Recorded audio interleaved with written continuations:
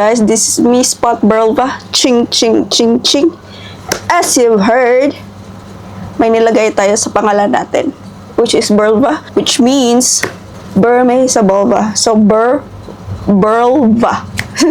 So, nahihirapan din ako, but I have to do it for the sake of my YouTube channel and my brand.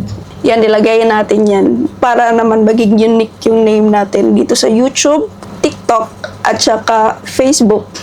Yes. So, that's why today, I'm gonna teach you guys, or I'm gonna show you how I do my color grading from this to this. So, disclaimer lang guys, I am not a colorist or professional colorist. Ako lang yung tao na gustong matuto kung paano mag-YouTube, mag-color grade, at saka maging unique naman yung look ko. So, hindi ko binili to guys. Meaning, ginawa ko to, customize ko to, color grade ko to. And if you like it, just comment down below. If nagustuhan din niyo to, yung video na to, please hit subscribe and, comment down below kung ano suggestion, kung ano pa ba yung may upgrade ko or may upgrade nga. Kung ano pa yung dapat kong i-change sa pagko-color grade ko. And by the way guys, this is color graded by DaVinci Resolve, which is yung free version. So, I hope you guys sa mga hindi pa nakapagbili ng studio, kagaya ko, I hope this helps you a lot. So, yun guys, let's go! So, nandito na tayo sa desktop natin, sa laptop, MacBook natin. And let's find the DaVinci Resolve. And then, i-open natin. So, reminders ulit guys na this is the free version of DaVinci Resolve. So, hindi tayo bumili. So, lahat ng to, if you have the free version 2, meaning, ito, kung anong ginawa ko dito sa MacBook or dito sa color grading ko sa video ko, is that pwede din itong ilagay sa inyo or gawin nyo din to. New project title is the tutorial. Lagay natin tutorial. Create. And then open natin tong Finder. Punta tayo sa desktop kasi nasa desktop. And then lagay natin drag and drop. Don't change. So yan. Lagay natin to dito. And then, so, nakalagay na yung video natin. But what I want to do is that punta tayo dito sa my DaVinci Resolve sa upper right. At saka preferences. So, dito sa preferences ko, punta tayo sa general. So, dito sa general is that ang ginagawa ko dito is that nilalagay, chinecheck ko tong 10-bit precision, use Mac display, at saka automatically tag Rec 709 scene as Rec 709A. Dahil, because sa YouTube video or sa YouTube natin is that yung gamot na ginagamit nila is that for display is that kahit gamot 2.4 tayo, yung ina-allow not ina-allow naman, kina-convert lang talaga ni YouTube yung gamot 2.4 natin into Rec 709A. Kaya, nag-shift konti yung color natin. Kaya, yung color grade natin from the laptop at saka yung pagkakita natin sa YouTube is that may slight difference siya sa color niya. So, that's what I do. And nakita ko lang din siya sa other YouTuber. So, yan. Chinek ko yan. Click save. At saka dito sa settings, project settings natin, ang nilalagay ko dito is that time resolution ko is that 1080 lang muna kasi magko-color grading naman ako. Pero sa color management, dito nilalagay ko sa timeline color space ko is DaVinci because magda-DaVinci tayo na white gamut at saka Rec 709 scene. So after nyan, punta tayo sa color space. So dito, makikita natin, turn off natin muna natin to. So dito, ang uunahin talaga natin dito guys is that what I do, sa akin ha, disclaimer ulit, I just want to remind you, I am not a professional colorist or professional or anything. Ang ginugusto ko lang dito is that gumawa ako ng color grade ko, lot ko, for my daily vlog or for my talking head videos like this, na hindi na ako ulit gumawa ng color grade. So I keep on finding, tuning, learning, kasi I'm a newbie, and especially sa paggamit ng camera, at saka paggamit ng S-Log, at saka paggamit ng DaVinci. So lahat ng yan is that's why makikita nyo dun sa mga video ko na ba't iba yung color niya, yung color grading niya, kasi I'm trying to find my own color na masasabi kong ito na talaga yung pang-araw-araw na gagamitin ko na wherever I go, whatever the scene is, yun na yung lot na gagamitin ko to have the uniform color video. Alam niyo yun, basta yun na yun. So daldal ko na. So right now, ang ginagawa ko first is that gumagawa ako ng nodes. Itong tawag na to mga malilit dito is nodes. So, alam nyo na yan. So, ang ginagawa ko is that gumagawa ako ng 9 nodes muna. So, yan. So, ang ginagawa ko dito sa first node ko is that nililabel ko to ng CST in or color space transform in. At saka sa 7th node ko or sa 8th node, lagay na lang natin dito. Sa 7th na lang, sa 7th talaga kasi yan. So dito sa 7th node ko, nilalagay ko is that CST out or color space transform out. So sa susunod is that my light. Next is my white balance or temp. Next is the highlight.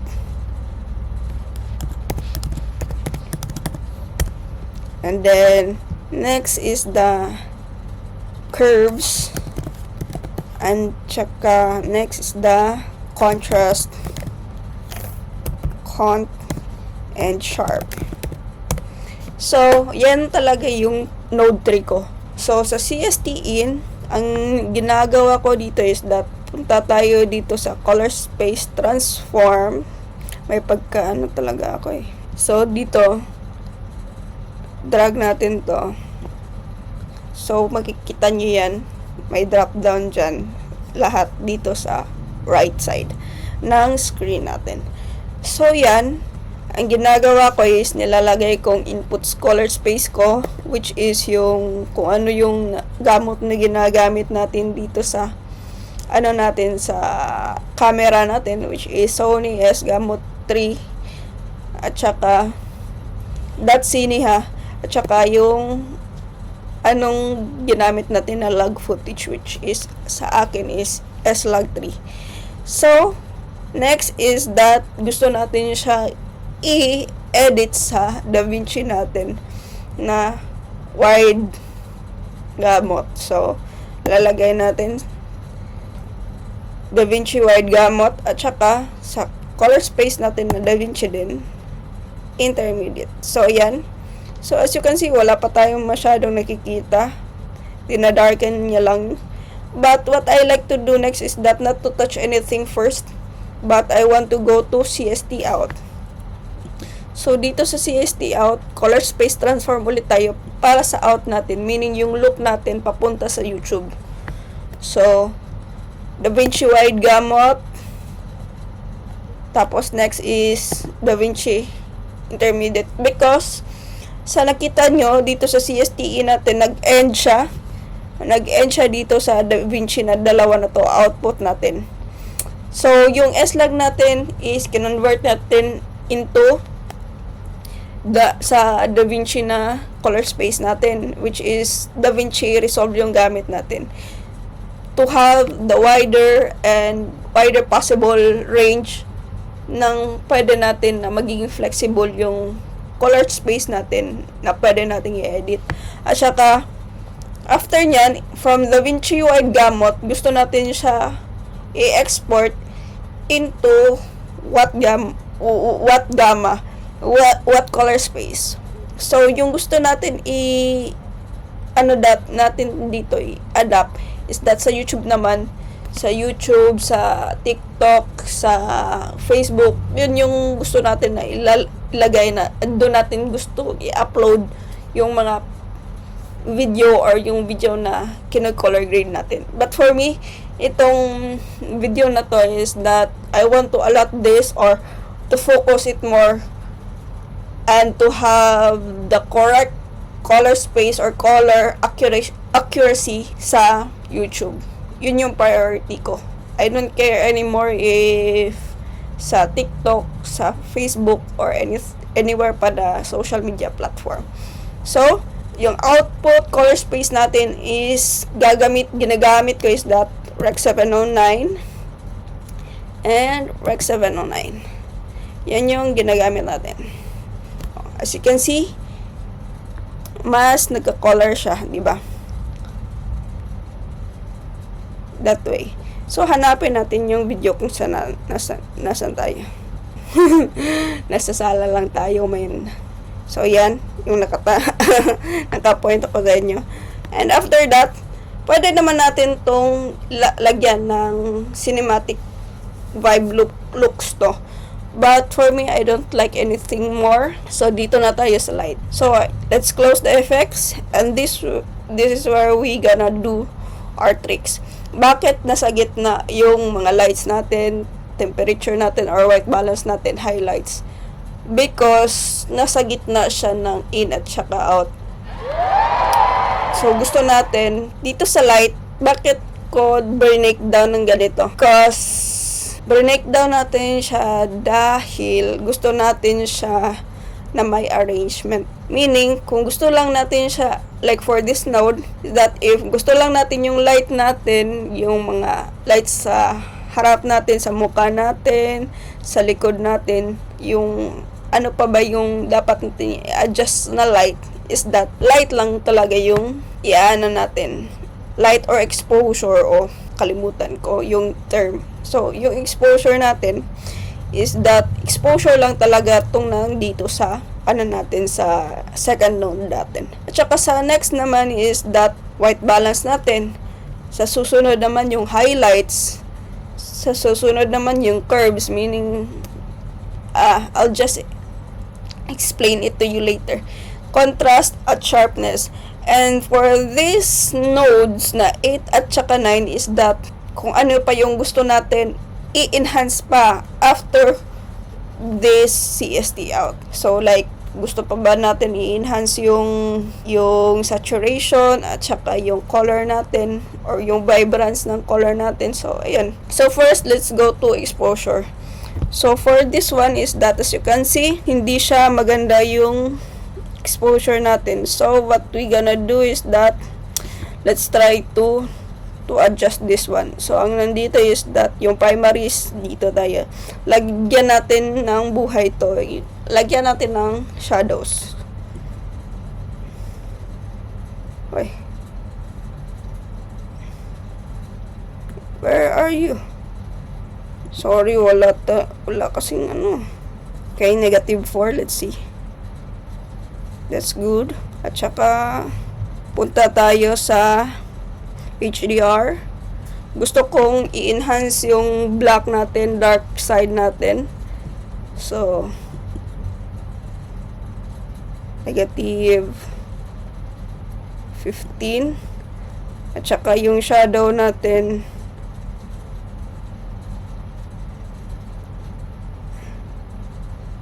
let's go to negative 10. Tingnan natin ang before and after. So, yan. At saka, lagyan natin yung black natin is, let's see. Let's go to, I like putting the black one into negative 30 para yung black is black lang talaga. So, ayan. So, next is that, the white balance.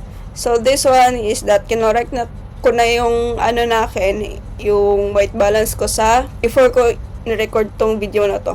So, mamaya ko na siya lalagyan. So, next is the highlight. Tingnan natin if gaganda ba siya. Punta tayo sa primaries.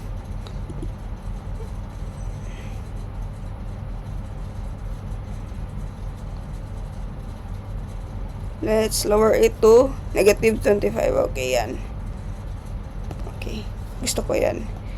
Para konti lang yung reflection dito sa mukha natin. Dito sa right side natin. Kasi nandito yung light natin. And tsaka punta tayo dito sa contrast and sharpness muna. So, in the contrast is that pwede tayong pumunta dito sa contrast at tsaka i-pivot natin. Pwede din natin gawin tong sa ano natin dito sa may curves. But tingnan natin kung ano ba yung maganda. So, dito tayo sa curves. Okay, let's drag this one pa dito. Okay. Nice one. Paminsan-minsan lang talaga yung ano natin footage natin na maganda. Konti lang, drag always be careful sa pag-drag ng ano nyo. Here is the mid-tone. Okay, that one. Tingnan natin. Okay. Mas pinaano niya yung background natin. Which is, it's okay.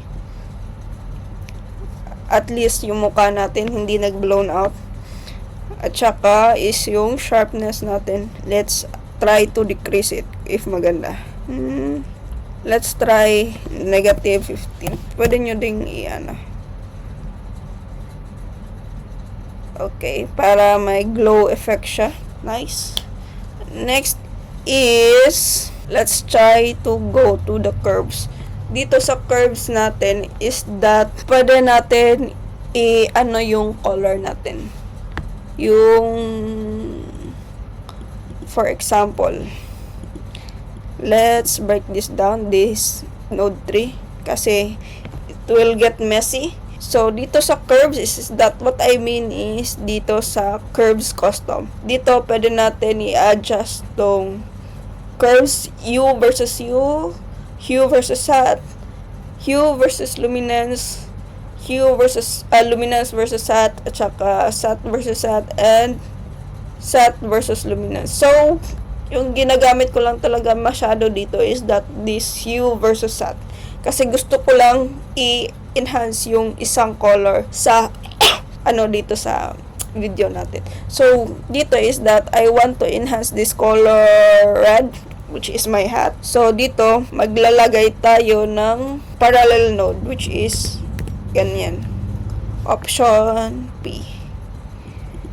So, ganyan. So, always talaga na maging ano sa ano natin, sa node 3 natin. Like, let's be organized para hindi tayo maano sa node 3 natin. So, dito sa curves is that pwede natin, kita nyo to, itong maliit na yung parang lalagyan or yung parang ano sa bata para sa medicine nila. So, lagay natin yan dito sa red. At saka either up or down. So, let's try to pull it. Uy, I like this color. Okay. Should we? Let's try to turn it off, on. Off, on. Okay, that's good. At saka, ano pa ba? Okay. Punta tayo dito sa luminance. Try natin sa luminance. Try natin ito.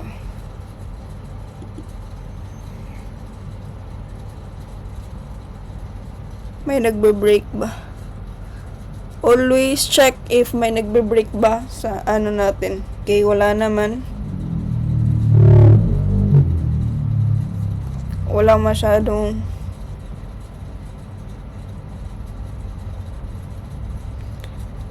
okay, binabaan natin yung luminance ng background natin. So, next is that, let's leave it that way. Next is that, lagay natin dito sa next na node natin, which is magpa-power window tayo. Kasi gusto kong may background sa likod natin.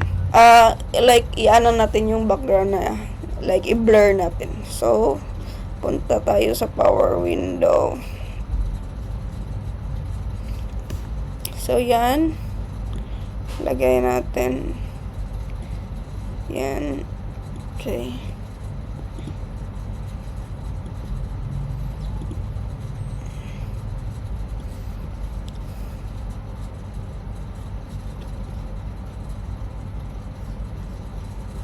So, lagay natin dito. HDR, no?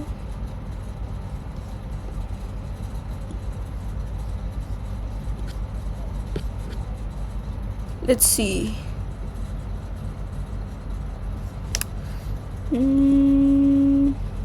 At saka, but let's add some contrast. Para hindi siya masyadong kita. Okay, let's try. Okay, ganyan. Let's play this one.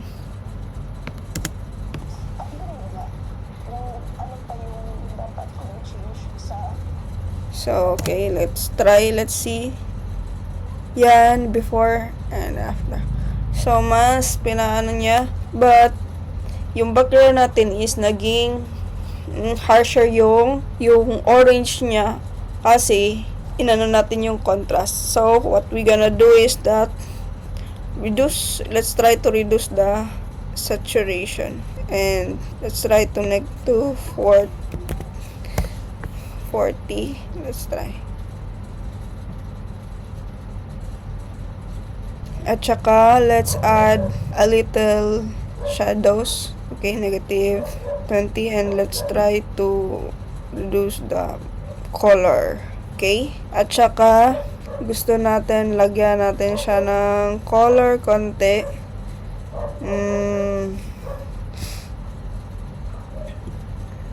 Which is, try natin ng blue. Let's try. Or,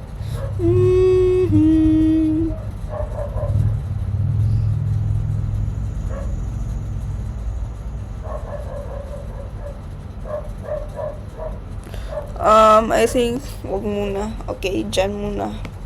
So, nakita nyo na, dito, lagay natin is that, sa node level natin is that, power window, PW. Okay? So, dito sa last grade natin, what we want to do is that, to apply colors na siya. So, meaning, if may gusto pa kayong i-add na color sa video nyo, sa footage nyo, is that pwede. So, right now, ito, nakita natin is that okay siya, pero lagyan natin ng saturation konti. Saturate natin konti para yung kulay sa mukha natin is that maging natural siya, at saka yung kulay, lagyan natin ng 10 natin. Try natin 10.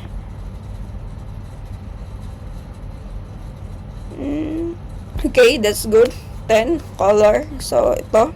At saka, try natin lagyan ng kulay. So, what I want to do is that yung background lang, kasi ayokong lagyan yung skin tone ko ng any color. So, punta tayo sa black.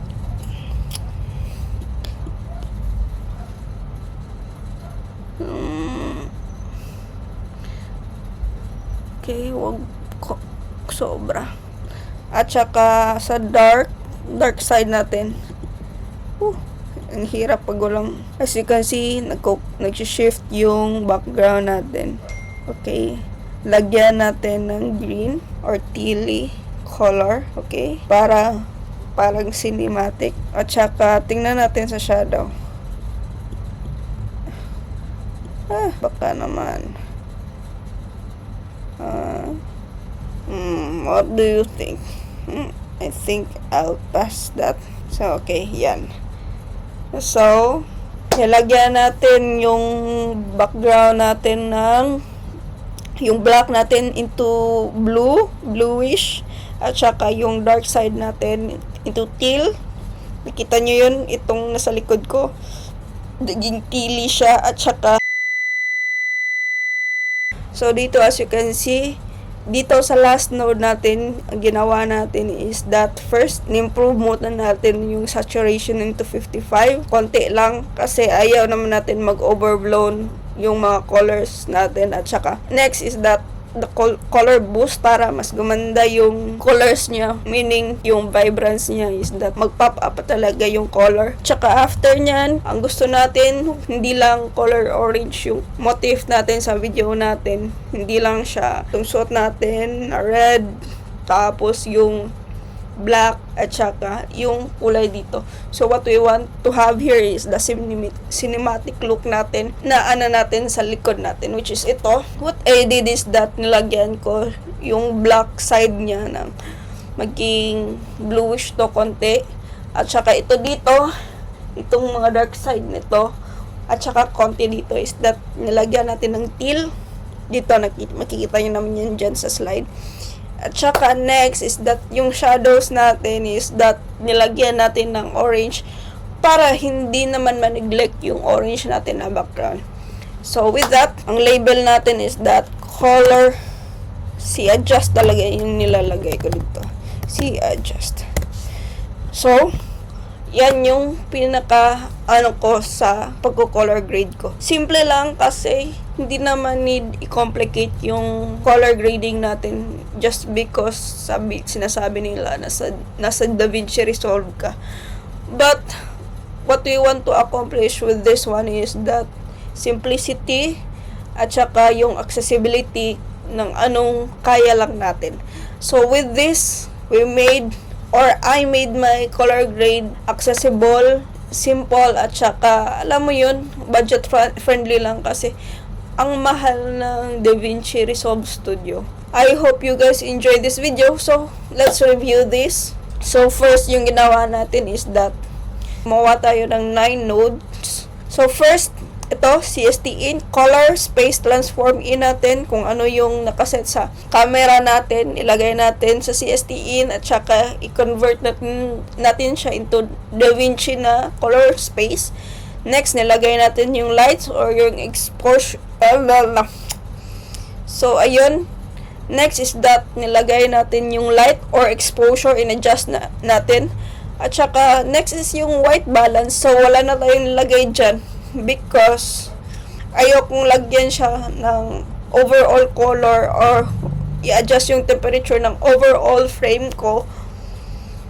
Kasi okay na ako sa white balance ko kasi niset ko na kanina. So, next is the highlights, yung lights na bumabounce sa mukha natin at saka yung lights na sa likod natin. Next is yung curves, meaning yung color curves natin, priority natin na color na gusto natin mas i-pop up or gusto natin siyang i-suppress, like i-dial down natin. So first is that yung itong cap ko, gusto ko siyang maging pop up pa siya because gusto ko siyang maging point of interest sa video ko.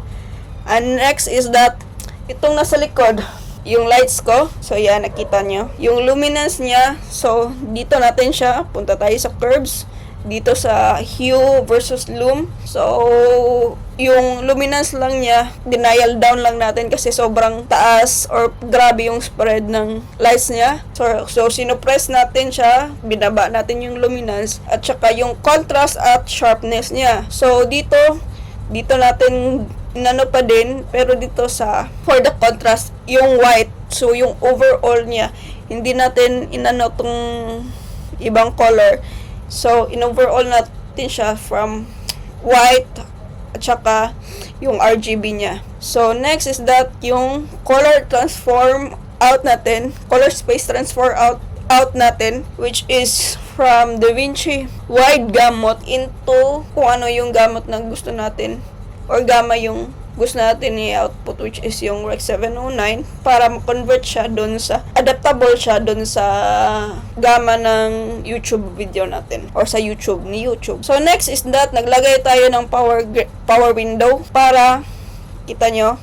So ang ginawa natin dyan is that minaynosan natin yung color boost niya kasi sobra yung contrast niya because yung details natin is that binaba natin at dahil enough natin yung contrast kaya binoost down natin yung color boost natin at saka yung saturation niya para mas ma-surprise pa yung background at saka mas mag-focus yung mata nyo sa akin. So with that, next is that dito na ulit tayo sa color adjust, which is kung ano yung gusto natin ilagay pa na color sa. So, dito is that nag-add tayo ng saturation. Overall yan, sa lahat yan. Meaning, hindi lang sa akin, hindi lang sa background, kundi sa lahat ng video natin.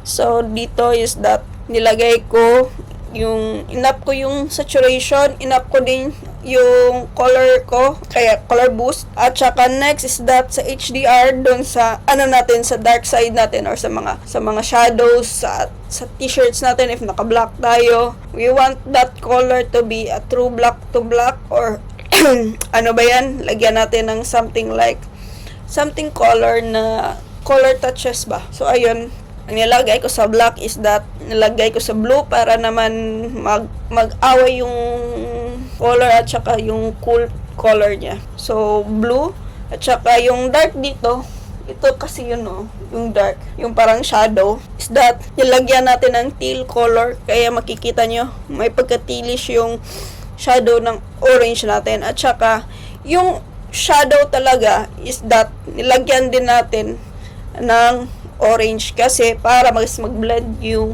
blue na color natin sa mga black side at saka yung dark side na para mag-blend siya. So, it's not simple for me to come up with this 3 node talaga guys kasi it took me some time kasi kailan ako unang nag-upload gamit tong, by the way you guys, yung camera ko na ginagamit ko is that Sony A6400 paired with my Tamron 17-70. And disclaimer lang guys, no one is sponsoring this video. So, ayun, gusto ko lang talaga malaman nyo kung ano yung ginagamit ko na camera at saka lens. So, ayun, it took me some time na gawin to na Node 3. Nakita nyo naman, sobrang pangit ng color grade ko pero nasasayangan ako sa video. But what I did was that I color grade with all my might at saka may mga patapon pa nga na footage dyan, like yung kuha ko like blown out talaga yung mga footage kasi sobrang na overexposed pa lang pala. Tapos yung iba din patapon din kasi na underexposed. So, right now, you're back. So, nag-change na naman ako ng battery kasi nalobat na yung battery natin. So, it took me a while na gawin tong Node 3 na to. Kasi nga, first timer ko, newbie ako, walang alam sa camera, walang alam sa DaVinci Resolve. First is that sa CapCut lang ako nagko-color grade. Una, binili ko tong camera ko na mirrorless camera ko. Next, bumili ako ng DJI. Like, bumili kami. Kasi sinabi ko na, Maldita, bili tayo ng Osmo Pocket 3 para naman like portable. But the end is that naging blown out din yung at saka naging unsatisfied ako sa portability niya. So, binenta namin. We decided, Maldita na, pwede bang ibenta yung camera o yung Pocket 3 dahil nga I was not satisfied with it dahil sa portability at saka yung gimbal niya. Nakakatakot sira yun. So, ayun, binenta ko. And next is that, ito din yung pinambili ko dito sa Osmo Action 5 Pro. So, I'm happy with this. Madami akong nakuha dito na footage na maganda at saka mga patapon ng footage kasi nga first timer. So, with that guys, so kung paano ko paano ko ba siya ine-export. So, yun. Let's see if paano ko ine-export to. So, dito is that let's go to deliver. So, before ko i-export, punta muna ako dito sa master settings kasi nga 'di ba naka 1080 lang ako. So gusto ko is that yung video resolution ko naka 4K Ultra HD. So Ultra HD muna natin. At saka dito location kung saan nyo gusto i-locate yung nyo. So sa akin is I always want to have it in the desktop. Kaya lagay natin dito tutorial. At saka QuickTime H264 timeline resolution no. Always talaga iset nyo ng yung frame rate natin is 24 kasi yun yung ginagamit natin. At saka restrict to 80,000 yung quality na gusto ko dito. At saka yung encoding profile ko is main. At saka yung entropy mode ko is kabak. At saka next is punta tayo. Ito yung pinaka-importante talaga guys na if mag-upload talaga kayo ng YouTube video mag-upload kayo ng video sa YouTube. So, dito sa color space tag, lagay natin ng Rec 709 at saka dito, Rec 709A. With that, guys, yung gamma tag natin, magiging Rec 709A siya. So, ayan, bypass yung encode. So, ayun. At saka, add to render queue. Yun na. At saka, render na agad na tayo niyan. With that, guys, I hope this tutorial, or should I say with me sharing you guys how I create this or color grade my footage, I hope it helps you a lot too. Kasi nung una is that hindi ko talaga alam, but even though how good is the tutorial is, if that hindi mo siya practice, hindi mo siya maiintindihan talaga until you do it with your own hands talaga. So, my advice is that practice, shoot, edit, shoot, color grade, shoot, edit, at saka shoot, learn, shoot, fail, shoot. Sometimes may magandang footage, sometimes may magandang color grade, sometimes pangit, patapon, kasi overexposed, minsan underexposed, sometimes hindi mo talaga alam paano i-frame yung video mo or yung footage mo. Hirap talaga siya at first, but you will never learn until you try it, until you fail and then succeed. So, I hope itong konting tutorial at saka yung pag-share ko kung paano ko kinolor grade tong footage ko. So, this will be my talking head lot. So, tell me guys if nagandahan ba kayo, and tell me guys if may i-add up ba kayo or may advice kayo para sa akin. And again, this is a color grade tutorial for my lot, for my talking head lot, and this is from the DaVinci Resolve free version, and this is not a sponsored from them. So, ayan. Anyways, I'm Spot Burlva, and I hope you enjoyed this video, and see you on the next one, guys. Happy day, and I hope you had a great day too. See you on the next one, guys. Peace. Tapos naka-heart.